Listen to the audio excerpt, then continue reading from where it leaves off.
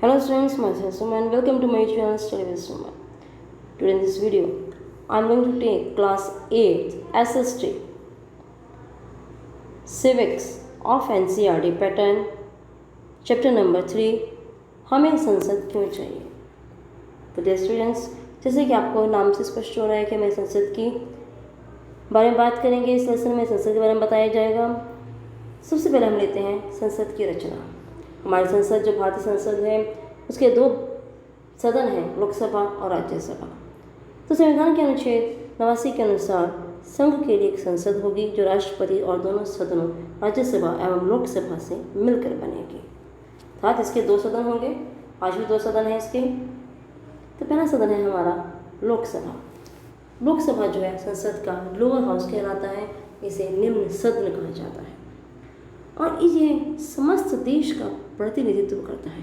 अर्थात पूरे देश से जो प्रतिनिधि हैं, जनता के प्रतिनिधि चुनाव के द्वारा चुनकर इस संसद लोकसभा के इस सदन में आते हैं। तो 1973 में 31वें संशोधन के अनुसार लोकसभा की अधिकतम संख्या 547 निश्चित की गई, परंतु गोवा, दमन और दीव पुनर्गठन अधिनियम 1987 के द्वारा लोकसभा के निर्वाचित सदस्यों की अधिकतम संख्या 550 निश्चित की गई है। निर्वाचित मतलब चुने हुए सदस्य जो वोटिंग द्वारा होते हैं।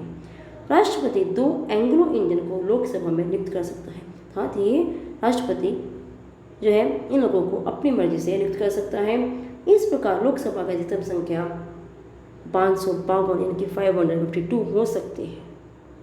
जबकि आजकल क्या है, आजकल जो लोकसभा के हैं वो 545 सदस्य हैं, 545। इसमें से 543 यानी कि 543 जो हैं वो निर्वाचित हैं, चुने हुए हैं, और 2 सदस्य जो हैं राष्ट्रपति द्वारा एंग्लो इंडियन नियुक्त किए गए हैं। तो मनोनीत सदस्यों को छोड़कर, मनोनीत मतलब जिन्हें राष्ट्रपति नियुक्त करता है, उन सभी सदस्यों को छोड़कर शेष जो बचे हुए सदस्य हैं सभी सदस्य जनता द्वारा प्रत्यक्ष रूप से चुने जाते हैं। आप देखोगे हर 5 साल बाद चुनाव किए जाते हैं, जिन्हें हम लोग MPs कहते हैं, मेंबर ऑफ पार्लियामेंट्स कहते हैं। तो ऐसे व्यक्ति को सांसद कहा जाता है। तो ऐसे व्यक्ति जो जनता द्वारा प्रत्यक्ष रूप से यानी कि सीधे चुने जाते हैं। लोकसभा की जो अवधि है यानी कि जो कार्यकाल है, समय अवधि है, वो 5 वर्ष की है, लेकिन इसकी अवधि को बढ़ाया भी जा सकता है समय के अनुसार। और 5 वर्ष से पहले जो राष्ट्रपति प्रधानमंत्री की सलाह पर इसको भंग भी कर सकता है। अर्थात जब बहुमत ना हो किसी पार्टी का तो इसे भंग किया जा सकता है। लोकसभा के सदस्य अपने में से एक को अध्यक्ष और दूसरे को उपाध्यक्ष चुनते हैं। अब बात करते हैं दूसरे सदन की, राज्यसभा। राज्यसभा भारतीय संसद का ऊपरी सदन है। जनता का प्रतिनिधित्व न करके राज्यों का प्रतिनिधित्व करता है। अर्थात इसमें जितने भी सदस्य हैं वो सभी सीधे तौर पर जनता द्वारा प्रत्यक्ष रूप से नहीं चुने जाते हैं, जबकि राज्यों से अलग अलग विधानसभा और अन्य आधार पर जो है इसके सदस्य चुने जाते हैं। इनके सदस्यों की अधिक संख्या अधिक से अधिक जो है 250 निश्चित की गई है। अर्थात अधिकतम संख्या जो है यहाँ की 250 है, जिसमें से 12 सदस्य राष्ट्रपति द्वारा ऐसे व्यक्तियों में से जिन्हें विज्ञान, कला, साहित्य, समाज सेवा आदि क्षेत्र में ख्याति यानी कि प्रसिद्धि प्राप्त हो चुकी हो मनोनीत किया जाता है।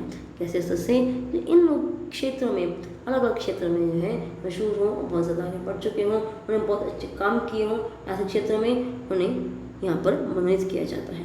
अब इसमें एक्टर्स भी आते हैं, आपको नाम सुना होगा, जैसे जयाप्रदा है, हेमा मालिनी है, राज बब्बर है। ऐसे सदस्य जो है वो राज्यसभा के सदस्य रह चुके हैं। तो इस समय राज्यसभा की कुल सदस्यों की कुल संख्या जो है 245 है, जिनमें से 233 राज्यों और केंद्र शासित प्रदेशों का प्रतिनिधित्व करते हैं, तो वहाँ से आते हैं, और शेष 12 सदस्य जो है राष्ट्रपति द्वारा नियुक्त किए जाते हैं। तो यहाँ की जो अवधि है, राज्यसभा के सदस्य 6 साल के लिए चुने जाते हैं, और 1/3 सदस्य यानी कि हर 2 साल के बाद 1/3 जो मेंबर्स हैं इसके 1/3 सदस्य जो है वो रिटायर होते हैं। और भारत का उपराष्ट्रपति जो हमारे वाइस प्रेसिडेंट ऑफ इंडिया है राज्यसभा के अध्यक्ष होते हैं। राज्यसभा के सदस्य अपने में से एक उपाध्यक्ष भी चुनते हैं, जो अध्यक्ष की अनुपस्थिति में, उनके एब्सेंस में उनसे कार्य को संपन्न करता है, उनसे जगह पर उनका काम करता है, ड्यूटी निभाता है। तो स्टूडेंट्स, उम्मीद करती हूँ कि आप सबको भारत के 2 सदन लोकसभा और राज्यसभा की संरचना के बारे में कुछ जानकारी प्राप्त की होगी। समझ में आ गया होगा आपको। तो dear students, do like, share and subscribe my YouTube channel Study with Suman. Thank you.